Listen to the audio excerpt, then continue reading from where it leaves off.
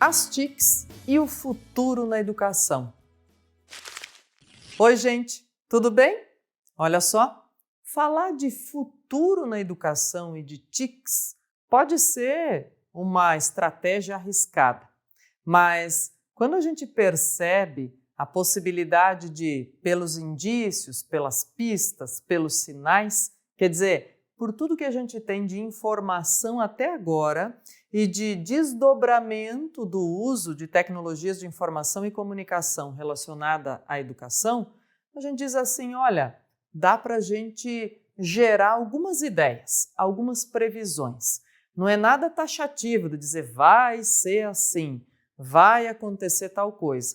Mas a gente tem, principalmente a partir de 2020, o nascimento com mais força, de uma expressão que já aparecia em outros lugares, mas eu falo do nascimento porque ela veio com toda a força e potencialidade em várias esferas educacionais, que é a ideia de educação de ensino híbrido e de todas as suas demandas.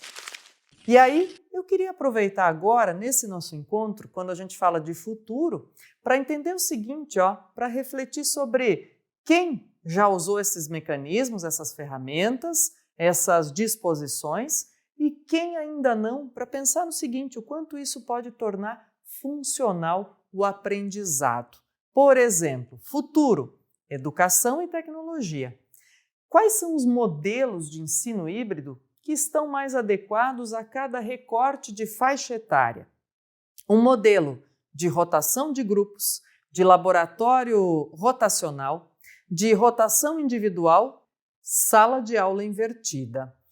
Eu diria que sala de aula invertida é a expressão que a gente mais tem ouvido.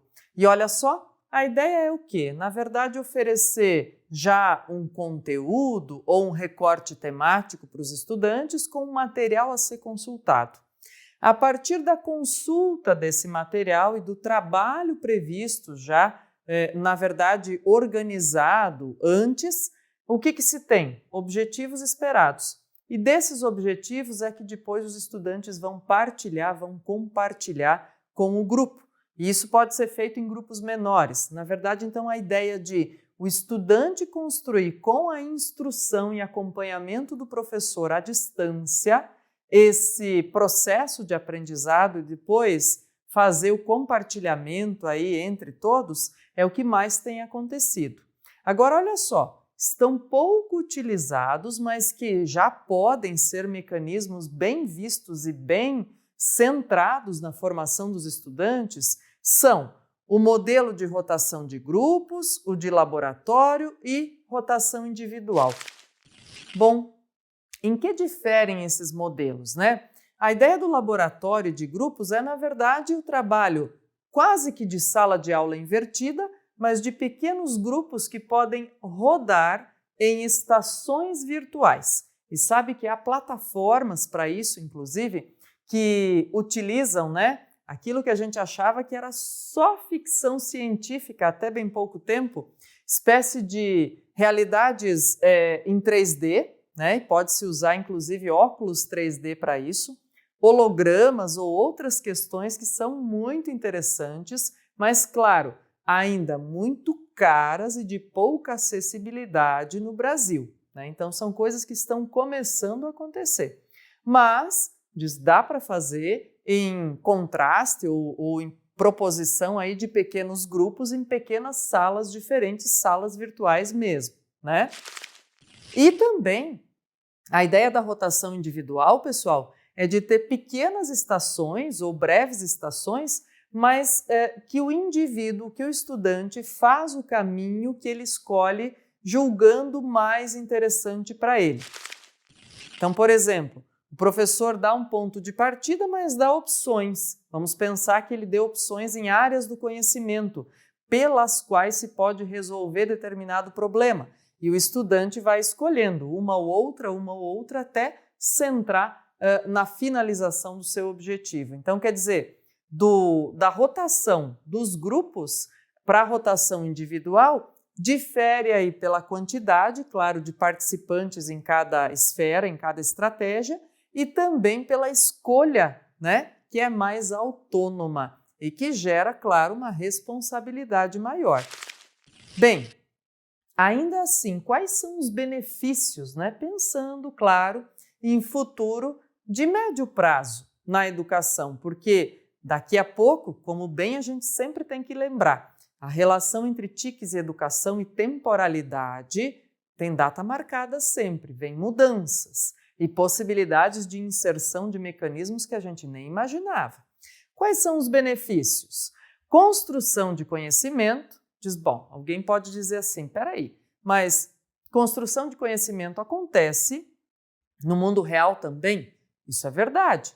Então, a gente não está falando aqui em exclusão ou distribuição complementar. A gente está falando que com o uso dessas ferramentas isso também acontece. Construção de conhecimento, criatividade, autonomia, automotivação, colaboração e organização. Na verdade, gente, existem muitas reclamações no mercado de trabalho contemporâneo de que os jovens, quando entram no mercado, não têm essas características. Em muitos casos, precisam ser ensinados a organizar o tempo, as tarefas, ou ainda a ter essa automotivação, autonomia, criatividade de espera aí, precisa gerenciar e equilibrar isso. Quem sabe, quanto mais a gente reproduzir isso na educação, seja no sentido presencial, ou seja, com auxílio dessas plataformas virtuais, mais a gente tenha pessoas chegando ao mercado de trabalho com mais dessas habilidades tão valorizadas, né? As tais habilidades socioemocionais tão valorizadas no mundo contemporâneo e tanta gente reclamando que está em falta, né?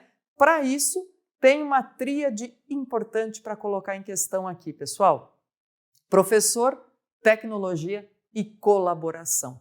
Sabe que, felizmente, a gente está num período temporal já em que a gente está enxergando que a tecnologia vem para colaborar com o indivíduo e não para tomar o seu espaço. É claro que existe uma transição de ferramentas em relação a algumas habilidades ou execução de funções que as pessoas faziam e que as ferramentas e tecnologias podem fazer. Mas existe um senso colaborativo muito forte aí das tecnologias para a educação. Vamos pensar, por exemplo, nas inteligências artificiais, que hoje aparecem inclusive em plataformas de bancos, de outros serviços, né? Tem nomes de pessoas, tem inclusive figuras de pessoas, né, para que a gente possa humanizar esse acesso à tecnologia.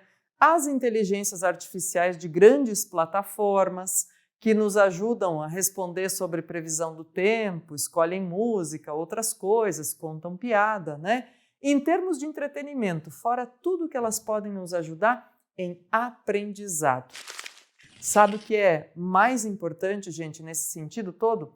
É a gente entender como pode se beneficiar das plataformas e das tecnologias, né? E não lutar contra, entender como trazê-las para o nosso favor, para o nosso lado, para que a gente possa aprender, ser curioso e construir mais conhecimento, sempre, todos os dias, na educação.